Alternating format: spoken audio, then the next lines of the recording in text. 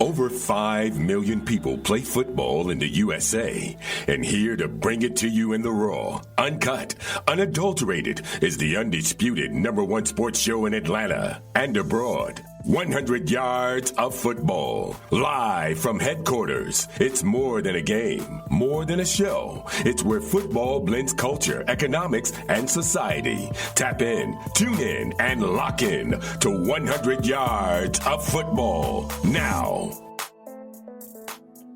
Hello, everyone, and welcome to 100 Yards of Football Sports Talk Radio. I'm your producer this evening, Logan Landers. And join me on this fabulous Wednesday to talk about some upcoming games this weekend in college football is my partner in crime, my co-host for the Unscripted Sports Podcast, Jay McLovin. What's going on, man? Hey, we're doing well, Logan. Thanks for having me. Of course, always a pleasure. And be sure if you guys enjoy this content to like, comment, share, and subscribe. We appreciate all the love and support you guys have been giving us, been sharing it to all the Facebook groups, letting all your friends and family know all the great work we're here. It's officially the first day of fall, so we've got a bunch of football content year-round, not just in the fall. So we appreciate all of that support. Also, go check out our podcast on thanks to the Believe Podcast Network. They've been doing great work with us. We upload daily, sometimes even more episodes per day for your audio listening experience. So please go over there, download, and be sure to give us a review. If you would do that very kindly, it would help out. All right, Jay, we got a good one this week. West Virginia, the Mountaineers, taking up against the Oklahoma Boomer Sooners, the number 4 ranked team in the country. It's going to be a tough one if you're a Mountaineers fan. But, Jay, please tell the fans at home, tell the fans of 100 Yards of Football, what can the Mountaineers do to get a win or pull off a great upset this upcoming week? Yeah, I mean, honestly, this is a big game for West Virginia playing OU, the number 4 ranked, team. So this is a chance, honestly, for them to get ranked.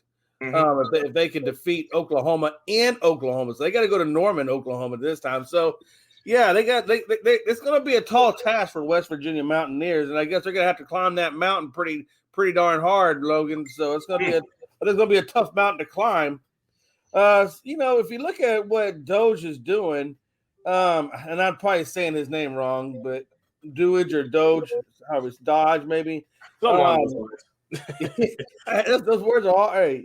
So he's thrown for 6, but he's also turned the ball over 3 times. They've lost to Maryland 30-24, but they beat Virginia Tech 27-21. So if you look at the stats and look at the scores, West Virginia is kind of like right there in the middle at 1-1. So they're going to have but they run the ball extremely well with right. Brown. He's got 51 carries for about 265 yards, but he's got 5 touchdowns. So what I would say is they're going to have to play extremely hard defense. Like they're going to have to play really good defense. And if you look at them, what they give up in terms of yardage versus rushing and passing, they give up 205 yards in the air and 101 yards on the ground. So they're giving up quite a bit on the ground, and that is Oklahoma's strength is on the ground. And because Rattler, he's not back to the air, but man, that ground and pound game. So really, what they got to do, Logan, I guess what I'm getting at is West Virginia's got to control the clock. They're going to have to control the clock, going through number 1, tough run defense, and also good pass defense. Well, they only give up 200 yards, so they should be able to control it through the air. But honestly, they're going to have to control the clock, and they're going to have to run the ball extremely well. And at the end of the day, man, they're going to have to limit Oklahoma momentum going forward. Yeah, I think I'm with you on that, Jay. If you're West Virginia, the big key is, can that running game be as stout as it's been in the previous weeks? Brown, their running back, has 5 scores already early on into the season. So you got to think that he's pumped playing this big game with the spot on him. That's the thing, too, Jay. He's only ran for 265 total yards, but he's got 5 touchdowns on only 51 carries. So it's not like he's pushing the ball. It's not like he's run the ball 30 times a game or anything throughout these first 3 weeks, but he's productive when they give him the ball. So I would definitely think you got to pound the rock with him, give him some more to work with. And like I said, we got to see how Doge is going to do. How's the quarterback going to perform?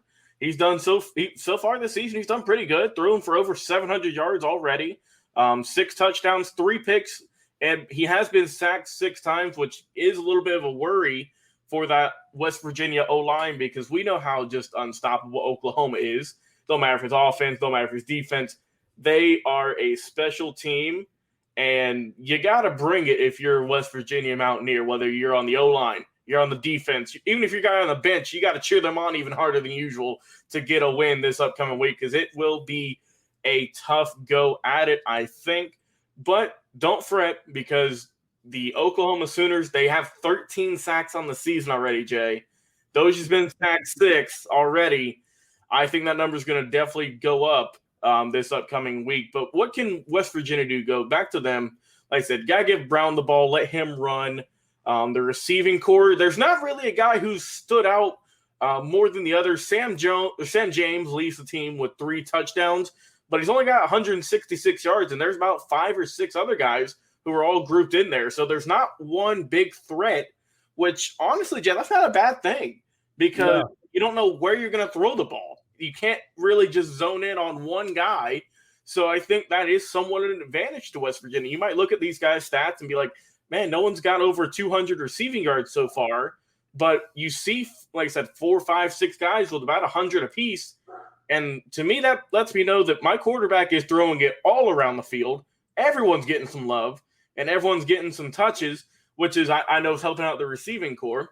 Their kicking game is phenomenal. They have not missed an extra point so far this season or a field goal, so they're doing good there. You don't got to worry about that, I don't think. But you never know, Jay. Sometimes those legs get a little tired. Sometimes the nerves get to the kickers a little bit more, so that could be an issue. But so far, they've been tremendous. As for the defense for the Mountaineers, they've got 10 sacks. So West Virginia, it does have a solid defense. Josh Chandler-Semedo is leading the team right now with 23 total tackles. And then you have Jared Bartlett, their linebacker, who's leading the squad with 3 sacks so far this year. So if I'm West Virginia, you got to come in. You got to play tough as nails football if you want to win this one. It's going to be a grind-them-out game, I think, if you're a Mountaineers fan and if you want to get this win. So that's what I think that they should do. But before we move on to Jay to get your thoughts about the Sooners coming up, I got some exciting news. Guys, our podcast is partnering with PlayActionPools.com this season to bring some interactive fun to the sport we love most. You'll be able to get in on the action with our PlayActionPools.com football pick'em challenge, which is open to everyone. Here's how it works. You sign up for our contest, Believe Football Pick'em at PlayActionPools.com, and then get your picks in each week. We're going to select the 10 highest profile games of the week between the NFL and college football. Whoever gets the most picks correct each week will win a pair of electric sunglasses and a pair of DC shoes. Again, go to PlayActionPools.com and sign up for the contest.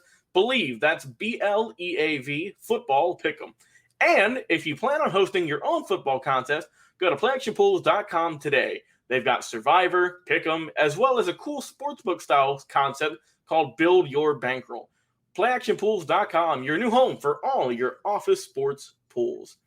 All right, Jay, time for one of the best teams in the NCAA, the number 4 ranked Oklahoma Boomer Sooners.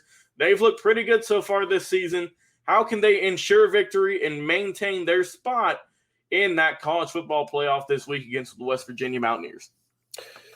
Yeah, here's the deal, Logan. These guys are going to have to – look, right now they're number 4 ranked. They're number 4 ranked for a reason. Mm-hmm. They're number 4 ranked because they barely beat Nebraska 23-16, and they struggled against a Tulane team of 40-35. Yeah. So my deal is here's the deal. OU is a good team, but they're struggling against teams that, quite honestly, they should be blowing out the water. Mm-hmm. So, and I got to be honest with you, if they struggle against this West Virginia team, it could put them out of the top 4, and if Penn State or A&M have a good games, like blowout type games, could slide one of those teams into the top 4. So OU, this is a paramount game for OU. Honestly, OU needs this win, but they need to blow out and they need to have a commanding win over West Virginia. Now, what does that mean for West Virginia? Real quick, going back to over the West Virginia side, that means that West Virginia could actually have enough confidence because of the Tulane game and because of the Nebraska game that they could get enough confidence to think that they could go in there and give OU, a tough time. So OU's going to have to be prepared. OU's going to have to be prepared for a confident West Virginia team coming in. But the good thing for OU is that it is in Norman, Oklahoma. And they do have Rattler. Now he doesn't get rattled too easily. I mean, he still throws for quite a bit. I mean, OU's averaging 46 points a game right now, and they're passing for around 291 yards per game. So OU's going to have to pass the ball, but they also have a good running game, and they run for about 195. So they have a pretty well-balanced attack over at OU, and that's what they're going to have to do against West Virginia. They're going to have to give a well-balanced attack of equal run and passing yards. And then the defensive side, they're going to have to limit them, and they only give up on the defensive side by 236 passing yards allowed and 83 yards on the ground. So they're going to have to stop that Brown from West Virginia, who actually has around 101 yards rushing, with that stout run defense of 83. So if they can control it, like I said, if OU can stop that run defense, get them on the well-balanced passing and running game, then it should be a blowout. This should be a blowout victory for the Oklahoma Sooners in Norman, Oklahoma. Yeah, the one thing when I was doing my research for this game, Jay, that really stood out to me is with Spencer Rattler. He's completed almost 75% of his passes this year. That's unheard of. Yeah. He's thrown 74 of 99. So he's looked great, thrown for 7 touchdowns, 2 interceptions. He's only been sacked twice so far. Yeah. So that O-line for the Sooners is doing well. But it also helps because he's looked good. They've given him time. He's only been sacked twice, which ain't much. And the two-headed monsters at that running back position with Kennedy Brooks and Eric Gray are really helping out this offense and really confusing defenses, I think, Jay, because Brooks has been tremendous, ran for over 200 yards so far this season. Gray right behind him with 185. And they've been really pounding the rock and helping out with this offense. Brooks also has 3 touchdowns on the ground. Rattler's not afraid to run too either, Jay. He's got 2 touchdowns on the ground, ran for 71 yards so far. And that's the thing about kind of a lot of modern quarterbacks. We're seeing less of just pocket passers and guys who just stand around and chuck the ball for 50 yards. But if you have that asset to where you can scramble and run for a good bit of yards, if you can get that first down when you need it to, it really helps out. And it really adds just another layer to your offense and and tricks the opposing defenses. But who's helping out Spencer Rattler? Who's helping him out? Of course, Marvin Mims, absolutely tremendous. 8 catches, 168 yards, though. Get that man a touchdown. He deserves one. Ain't got none on the season. I think he'll get one here in this game against West Virginia. Hazelwood's looking great, 2 touchdowns. Mario Williams as well. Both those guys are doing great jobs. The kicking game, I'll bring that up a little bit. Not as perfect as it was with Virginia. They've missed 2 field goals this year. One from 30 to 39, and then one from 50 plus. So might that come into a factor? You don't know. As for the defense, they're looking great as well. I mentioned they have 13 sacks as a team this season. There's 3 guys tied for the sack lead right now. Who will get that advantage? We'll see. Everyone's looking good on that defense, man, because I know they've given up a lot of points. Like you mentioned, to Nebraska, they gave a good bit. To Tulane, they've made it pretty close. But the one bailout they have is that explosive offense that's really helped them out. And like you mentioned, Jay, when you score 45 points a game, it's pretty much a guaranteed win for the majority of the time. So give me your final score for this one, man. Who do you think is going to win, and what will the final score be, at least for you? Yeah, real quick, before you point that out, one thing I do want to point out real quick is that Dodge and Rattler's numbers are really quite similar. Yeah, you're not wrong. Yeah, I mean, because Dodge went 53 of 88, but he's thrown for 729, 6 and 3 picks. Yeah. Whereas Rattler's gone, like you said, 74-99, but he's gone 761, 7 touchdowns and 2 picks. So their numbers are almost identical. So with that being said, I still feel like it should be a blowout game. I want to say, to a tune of like 35-14. Okay. I'm going to be a little bit more lenient, and just because of how Oklahoma's defense has been, they're facing a better team, offensive team that's going to put up some points, I think. Like I said, they gave up 35 to Tulane, and they beat them last week with Nebraska, but they only won 23-16, so not a big victory there. So maybe the confidence might not be 100% because, I thought they were going to blow out Nebraska, you would have thought. Yeah. And same with Tulane. That was the first week of the season. Anything could happen. But I think I am going to go with Oklahoma getting the win this one. I think that is a safe bet. But watch out for West Virginia because they beat Virginia Tech last week, who was the number 15th ranked team in the country at the time. So they already have a big wave of momentum on their side. But I'm going to give Oklahoma the win in this one, 38. So a little bit more than usual, just a field goal.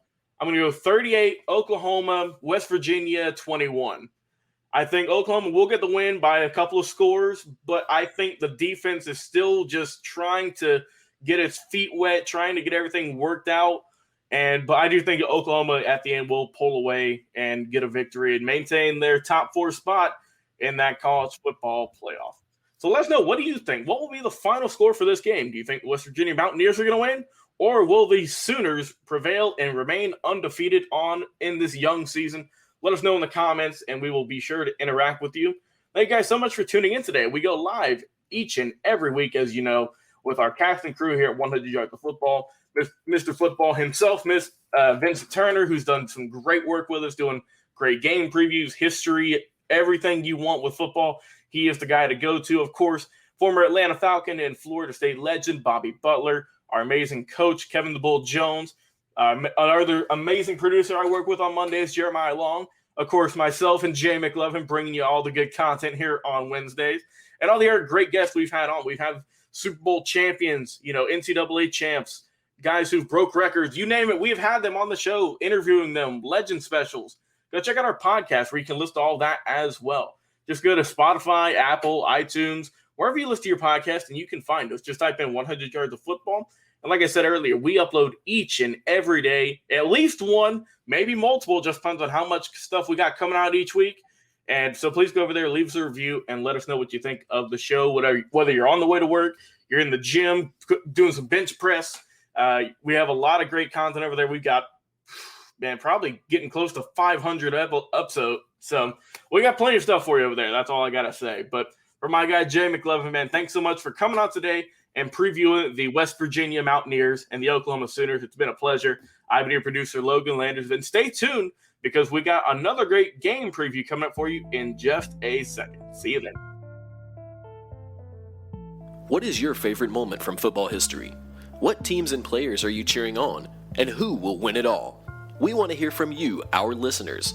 Head over to 100 Yards of Football Sports Talk Radio's Instagram, Facebook, YouTube, or Twitch and leave us a comment. We might use your suggestion in an upcoming episode. Tune in daily to the podcast and watch our show live every week. We are 100 Yards of Football Sports Talk Radio on the Believe Podcast Network.